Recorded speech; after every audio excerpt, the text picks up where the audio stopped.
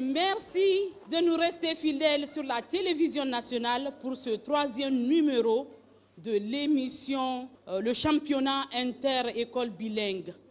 Cette émission est initiée par la Direction régionale de l'éducation nationale de Niamey et la radio-télévision du Niger avec l'appui de l'UNICEF. Elle met en compétition des élèves des écoles bilingues sur 3 disciplines, à savoir la lecture, le poème et Épelle-moi. Dans ce 3e numéro, je suis avec M. Aoui, avec qui nous allons animer cette émission. Aoui, bonsoir. Assalamu alaikum. Yau muna cikin kashi mu na uku na wannan kwamfala da ake yi na tsakanin lakololi na region Yamai. Kwamfala ana yin ta da Hausa da Zabarmanci. Akwai lakololi waɗanda ake karanta suwa da yaren mu na Hausa da Zabarmanci da za su karawa. Yau in Allah yarda akwai karo tsakanin Reka Zaman da Hantigusu ga Hausa. In aka kare kuma za mu ba ku labarin waɗanda za su zakwa su. Alors, monsieur Aoui, merci. Nous allons appeler nos candidats en lecture. Nous avons Fatih Nazifi que je vous demande d'acclamer très très fort. Fatih Nazifi, ita za ta karatu da sunan lakwalƙin Hantigusu. Fatih Nazifi. Poème, nous avons Oumma Souley. Applaudissez très très fort pour accueillir Oumma Souley. Oumma Souley ita za ta yi ma École Hantigusu waƙe. Ita za ta karawa da waƙe da École Reka. Et en Épelle-moi, nous avons Aïchatou Jibrilla que je vous demande d'ovationner très très fort. Aïchatou Jibrilla ita za ta faɗin haruffan da ke cikin kalmomi wanda ake ce ma ga turanci Épelle-moi. Aïchatou Jibrilla ko? Allah ya bada sa. Dans cette émission, l'école Hantigusu 1 sera en compétition avec Recasement 2. Les candidats de l'école Recasement 2, en lecture, nous avons Mahamadou Seydou. Mahamadou Seydou, na école Recasement 2, shine zai karatu. En poème, nous avons Balkissa Ali Kaka. Balkissa Ali Kaka, ita za ta waƙe da sunan école Recasement 2. Et en Épelle-moi, nous avons Kaltoum Nayoussa. Applaudissez très très fort. Kaltoum Nayoussa, ita za ta faɗin haruffan da ke cikin kalmomi waɗanda za ta ɗaukowa. Alors, monsieur Aoui, on ne peut que dire bonne chance aux candidats. Ba mai rabo sa'a. Kahim mu tsunduma cikin karatu monsieur Aoui. Za mu ba alƙalai dama su gabatar da kansu. Assalamu alaikum. Barkanmu da zuwa.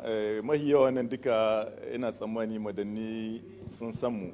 Ni ana ce mini ana kira na Muhammad Bashir Ibrahim, sunana ne haka. Kuma ma'aikaci ne a ministan ilimi.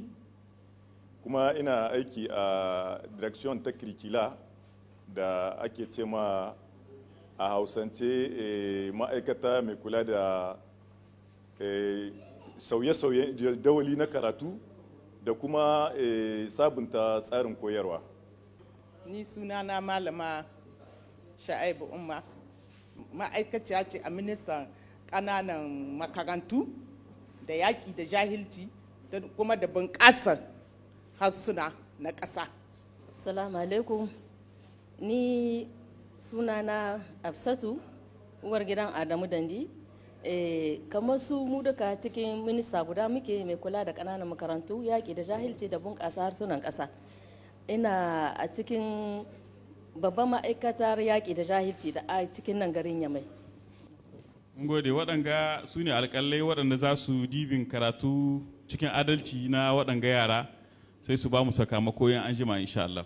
Monsieur Aoui, on va donner la parole à monsieur Abibou Amadou, qui est président du jury. Il va nous expliquer les règles de la compétition.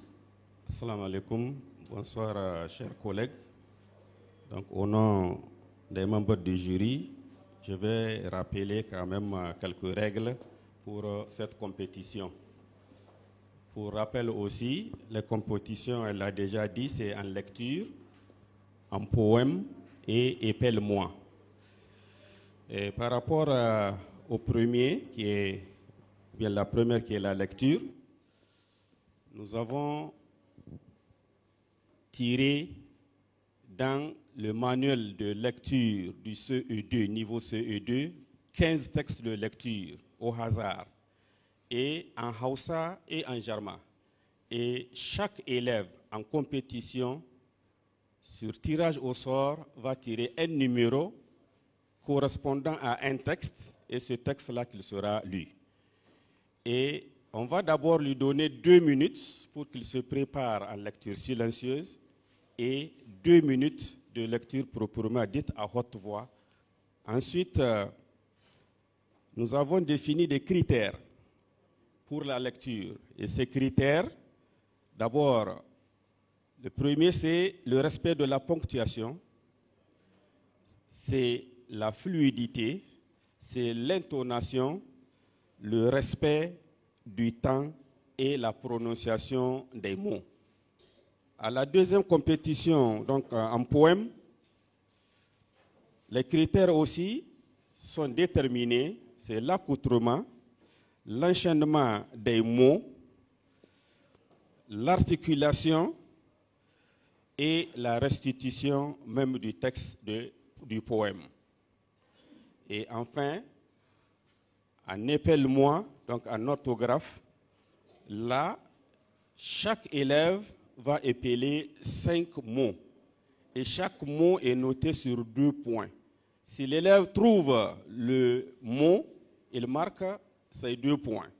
Et au cas où il ne trouve pas, là, il a 0.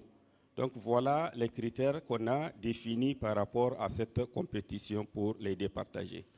Que le meilleur gagne. Merci. Merci, merci. Alors, Monsieur Aoui, nous allons faire la présentation de nos candidats de 2 écoles. Il s'agit de l'école Recasement 2 et Antigoussou 1. La présentation des écoles.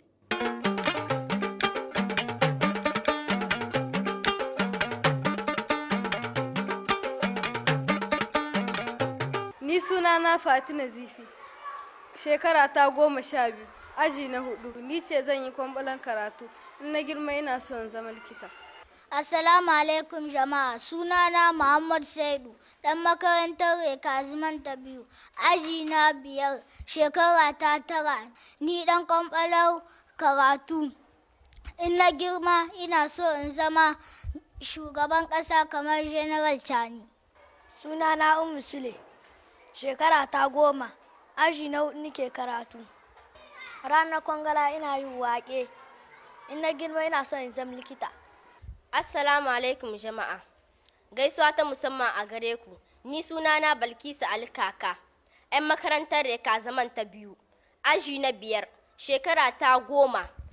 Ni ai kwambalar waƙe ce, in na girma ina so in zama ministan ilimi kamar Dr. Elizabeth. Sunana Aishatu Shibrilla, shekara ta 10, aji na 4 nake yin karatu. Ranar kwambala zan yi haruffa cikin kalmomi, in na girma likita nake so in yi. Assalamu alaikum jama'a, sunana Ummu Kaltun na Yusa, ni 'yan makarantar Rekazima ta 2, shekara ta 9, ina aji na 5. Ni 'yan kwamfalar faɗin kalmomi da harfa, in na girma ina so in zama ministar ilimi kamar Dr. Elizabeth. Alors, messieurs, dames, vous qui nous suivez sur la télévision nationale Télé Sahel, nous allons tout de suite commencer la première manche. Il s'agit de la lecture.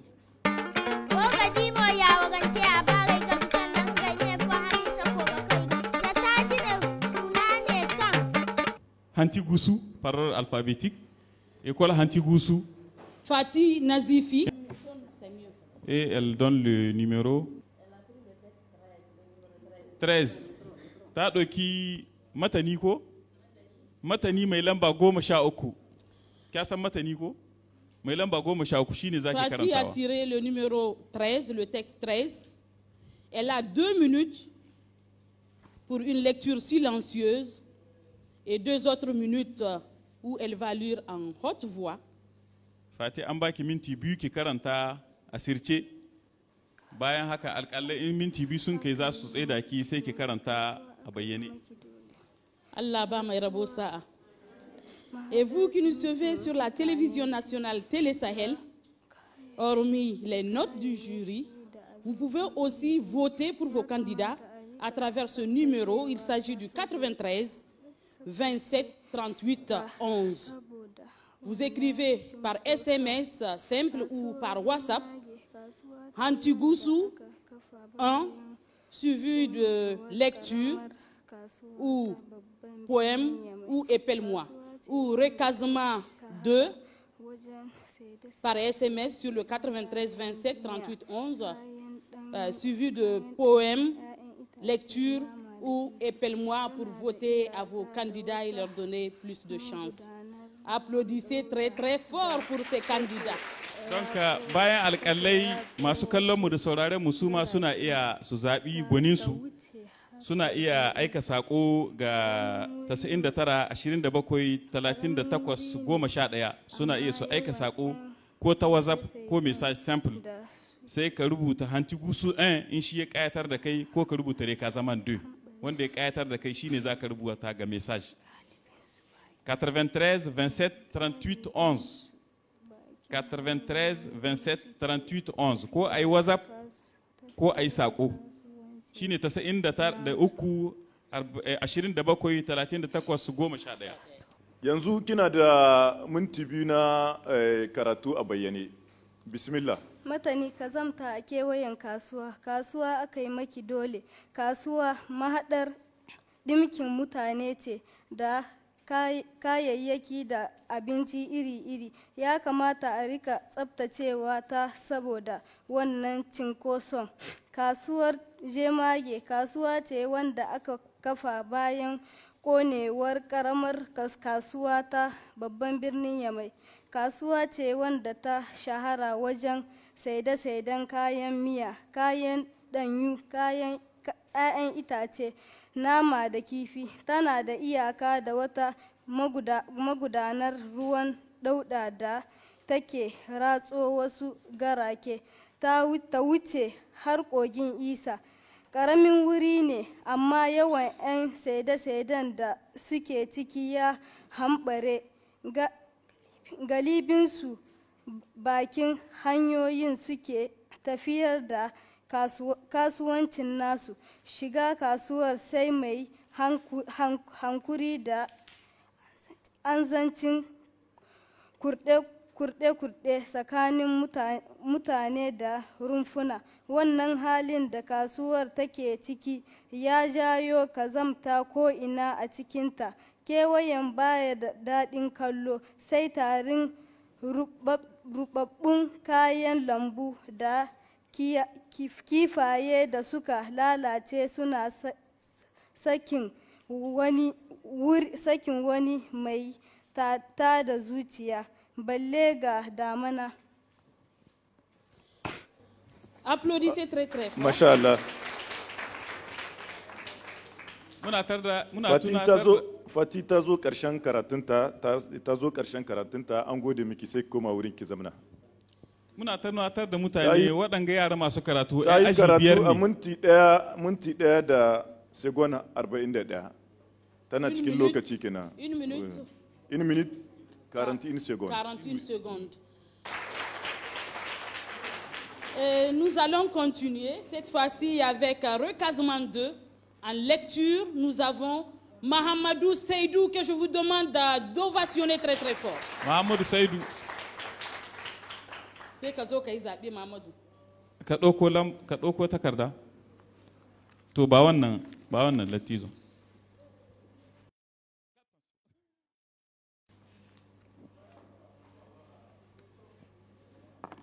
Muhammadu an shirya. Ɗalibi Muhammad ya ɗauko matani mai lamba 15. Matani mai lamba 15 kuma Muhammadu a choisi le texte numéro 15. Kai kana kaiwa ga abun. Kana da minti biyu na karatu a asirce Muhammadu. Bismillah.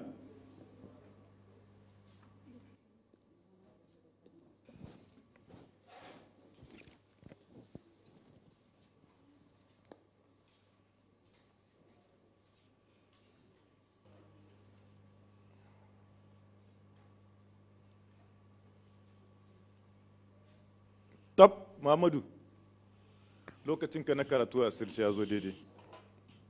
Matani annobar kolera.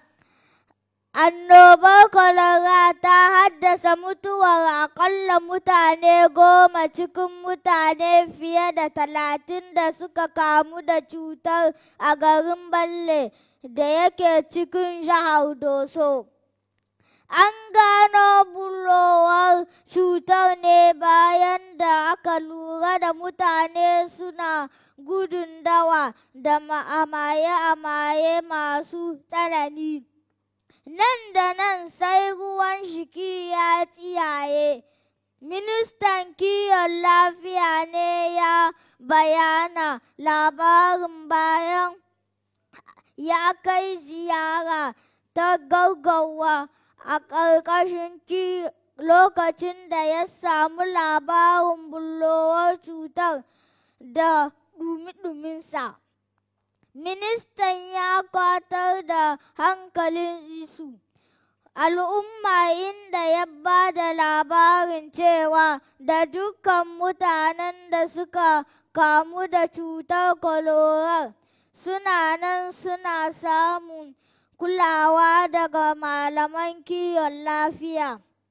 An keɓe mata babbar rumfa a sharan gari inda ake karɓar masu cutar.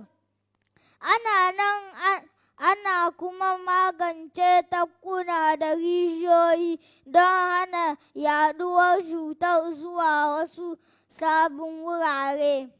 Babu shakku cewa da muhimmin mutane Balla ya gurɓace a dalilin rashin wasu tabi'un kiyayewa kamar su bin bayan gari ko ina, rashin tattalin mashayin ruwa, rashin tsaftar gari. Ministan ya yi kira ga al'ummomin karkara Balla da su kula tsaftar muhalli. Masha Allah, a gaishe ka. A gaishe ka. Muhammadu Saidu ya zo ƙarshen matanin da aka sashi ya karanta.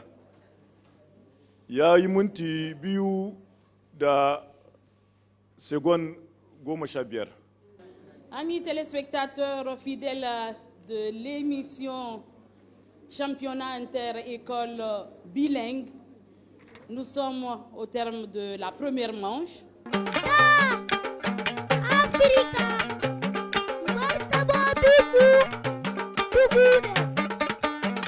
Après cette transition musicale, nous allons continuer en compétition avec poème.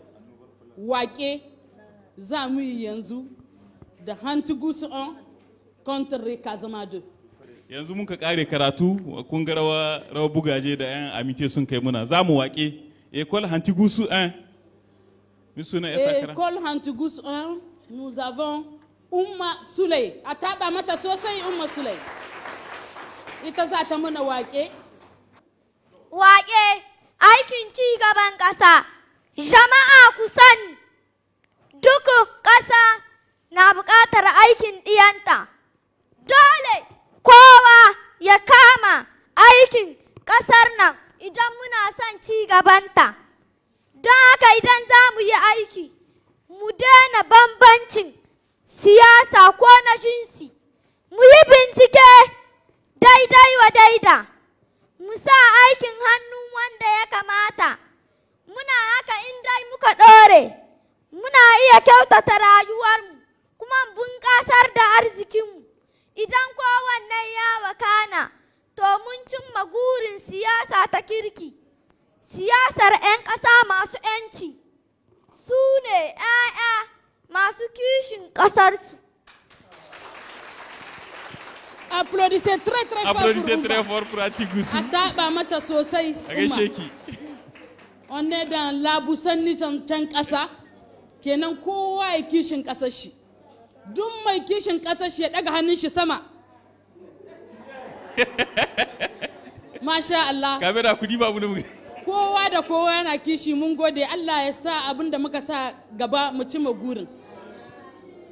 Alors on va continuer après Hantugusu 2, Hantugusu 1 plutôt. Nous allons avec Recasement 2 inviter Balkissa Ali Kaka pour son poème. Ya takara ta École Recasement 2 ita ce Balkissa Ali Kaka wadda za ta yi mana waƙe kamar yadda an kai mana waƙe yanzu na Hantugusu. Assalamu alaikum jama'a. Gaisuwa ta musamman a gare ku. Zan fara waƙe na. Ina kira ga matasan Niger. Gare ku matasan Niger.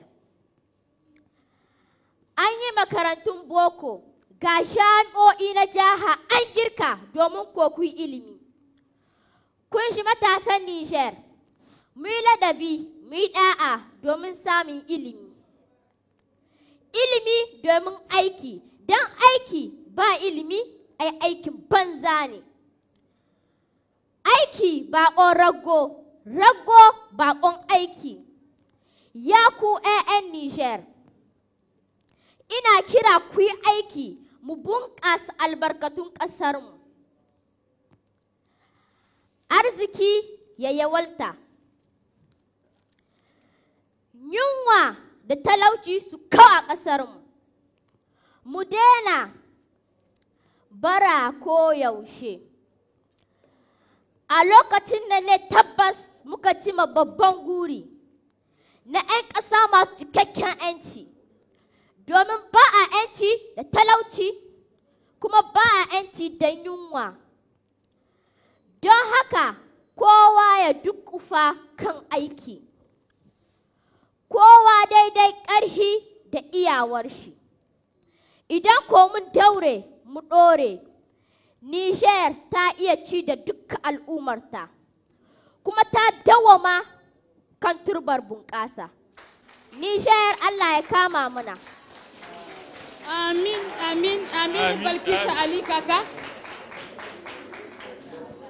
Amin, Balkissa Ali Kaka.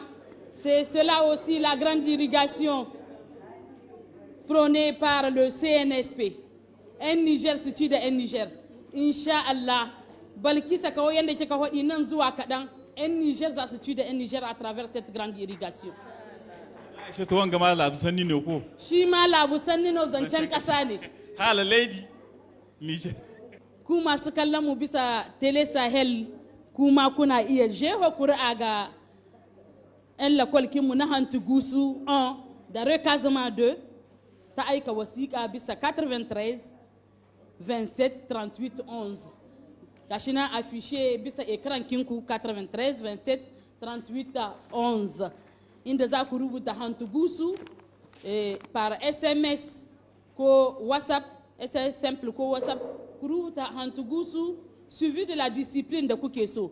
Hantugusu lecture ko aika a numéro ko Recasement lecture ko Recasement poème ko Recasement épelle-moi ko aika bisa wanga numéro. A na da I ga sandi. Nous allons à la dernière manche de l'émission. Il s'agit de épelle-moi, orthographe épelle-moi. On commence toujours par Hantugusu 1. Za mu gayyato ɗan takara na École Hantugusu 1 wanda zai faɗa muna harufan da ke cikin kalmomin da zai ɗaukowa. Et c'est Aïchatou Jubrilla qui est la candidate de l'école Hantugusu 1. Applaudissez très très fort pour Aïchatou. Donc cikin wannan bokaci ana samun kalmomi. Donc za ta ɗauko ta bada sai a gaya mata kalma sai ta faɗa muna harufan da ke cikin kalmomin. So biyar za ta yi shi. Ɗaliba Aishatu ta ɗauko kalmar watsowa. Watsowa.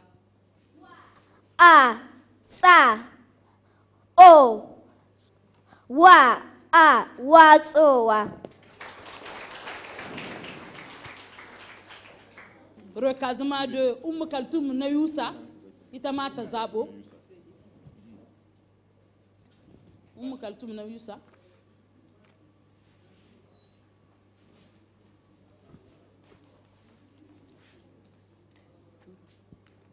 Umma ta ɗauko kalmar shinkafa. Shinkafa. Umma gare ki. Ana rubuta kalmar shinkafa da harfa kamar haka. Sha, I, na, ka, a, fa, a, shinkafa. Alors yanzu sai Umu Kaltum na Yusa, sai ki zaben ki na biyu. Aishatu. Aishatu plutôt. Aishatu Jibrila.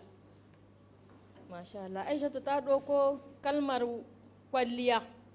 Kwalliya. Kwa, a, la, lumkakulla, I, ya, a, kwalliya. Aishatu ko ta yo kwalliya ta zo a nan wurin. Alors Umu Kaltum mu je.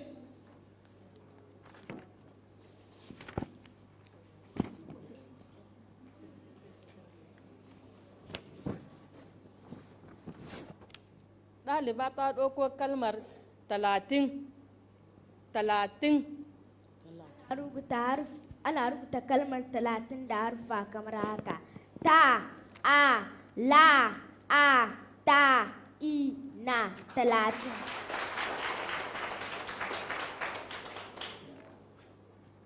Yanzu sai Aishatu ta École Hantugusu 1.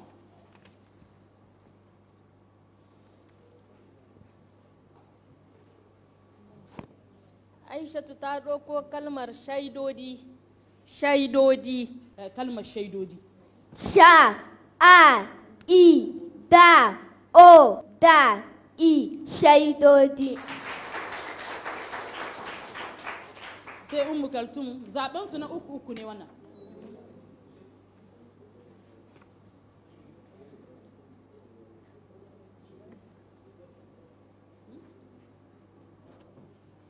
Umu ta ɗauko kalmar kwalara. Kwalara. Umu zaki gaya mana kwalara. Ya ake rubuta ta? Ana rubuta kalmar kwalara da harfa kamar haka. Kwa, a, la, a, ra, a, kwalara. Yanzu sai ki zaɓa kuma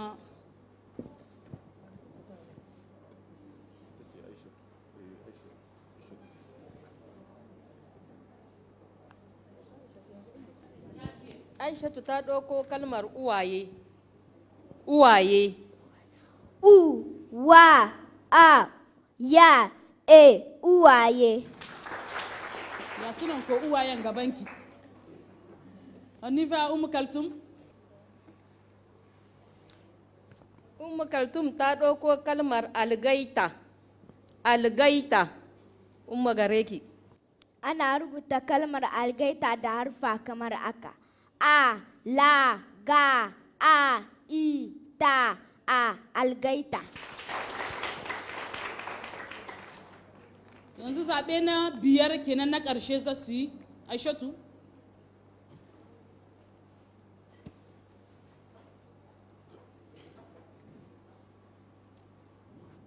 Aishatu ta ɗauko kalmar yaɗuwar. Yaɗuwar.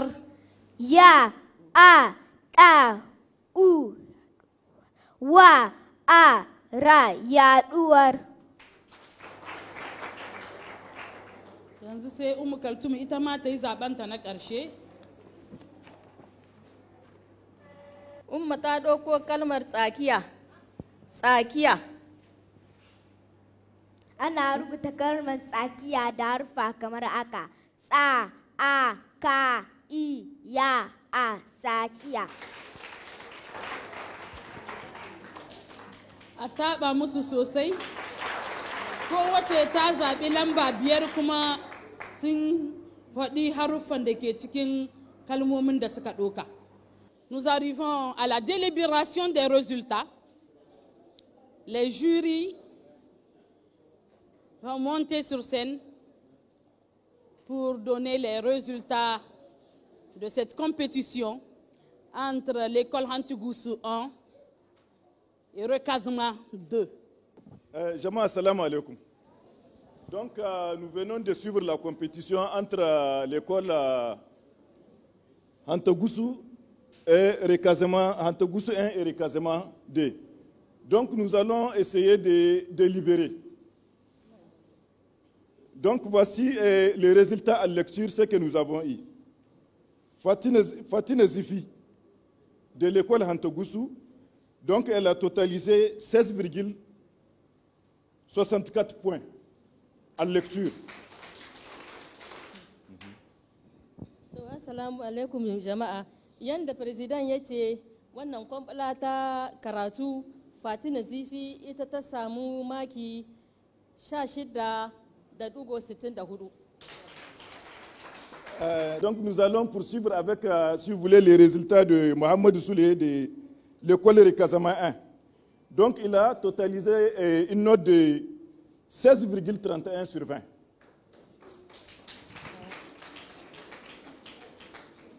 Haka zalika Muhammadu Sule na makarantar Rekazama ya samu maki shi ma 16.31. Donc maintenant, à l'issue de cette compétition, on peut dire que c'est l'école, c'est quelle école? C'est Hantogusu donc qui a le plus grand nombre de points par rapport à cette compétition de lecture. Applaudissez très très fort pour Hantogusu. Maintenant, on va en poème. Au niveau des recassements, il y a Balkissa Ali Kaka qui a totalisé 19,66 points. Applaudissez fort pour elle.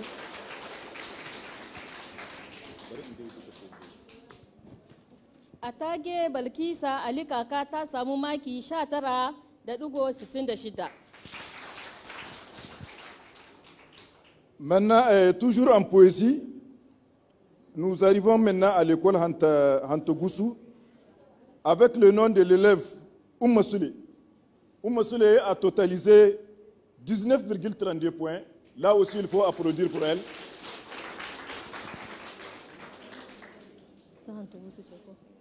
Oumma Soulé ta samu maki 19.32. Applaudissez très fort pour elle. En poésie, c'est l'école Recasement 2. En lecture, Hantogusu 1. En poésie, école Recasement 2. Maintenant, en épelle-moi, en orthographe, donc en épelle-moi, Recasement 2 avec Oumma Kaltoum. Oumma Kaltoum a totalisé 8 points sur 10. A yanda ake rubuta kalmomi daidai, Oumma Kaltouma ta samu maki 8. Ta Recasement 2. Enfin, l'école Hantogusu. Hantogusu aussi avec Aïchatou Jibrilla, elle aussi, elle a totalisé 8 points sur les 10. Donc à ce niveau, les deux écoles sont à égalité. Applaudissez très fort pour les deux écoles. Merci. A rubuta kalma daidai, Aïchatou Jibrilla ita ma ta samu maki 8 ta Hantogusu. Donc ita ma ta samu maki 8. Voilà donc, mesdames et messieurs, nous arrivons à la fin de la délibération de ce concours qui a opposé l'école Recasement 2 à Hantogusu. Applaudissez très fort pour les deux écoles. Merci. Merci. Merci le jury pour la délibération des résultats. Mun gode alƙalai. Donc muna tunatar da mutane école waɗanda sun kai Hausa. Takararsu ta farko ce wannan. Suna da sauran takara biyu. Kenan ko yanzu sai kun kokarta saboda akwai lakol biyu da za ku kara da su. Makin ku ne za a yi ta gama sai an kare karo na uku za a gani wane ne premier, wane ne deuxième, wane ne troisième cikin l'école shidda. Nous sommes au terme de cette émission d'aujourd'hui qui a opposé l'école Hantogusu 1 au Recasement 2, où à la fin de la compétition, en lecture, c'est l'école Hantogusu 1 qui est première. En poésie, école Recasement 2. Et en épelle-moi, ils sont à égalité. Applaudissez très très fort pour ces écoles. Alors, amis téléspectateurs, vous qui nous suivez sur la télévision nationale Télé Sahel, nous sommes au terme de notre 3e numéro du championnat inter-école bilingue qui a opposé aujourd'hui l'école Hantigoussou 1 à l'école Recasement 2. Merci pour votre fidélité à la télévision nationale Télé Sahel. Je rappelle que cette émission est une initiative de la Direction régionale de l'éducation nationale de Niamey, la DREN, et la télévision nationale Télé Sahel, avec l'appui, bien sûr, de l'UNICEF. Merci de nous avoir suivis. Le rendez-vous est pris pour la semaine prochaine, Inch'Allah, avec un autre numéro des championnats inter-écoles bilingues. Au revoir et à la semaine prochaine.